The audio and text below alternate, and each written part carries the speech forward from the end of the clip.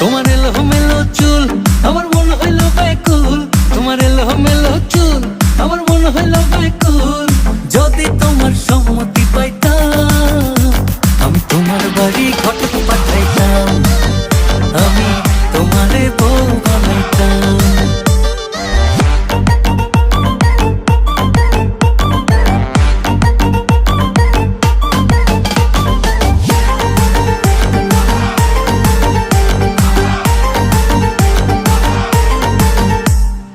আসা যাওয়া পারা পারে লাগছে তোমায় ভালো,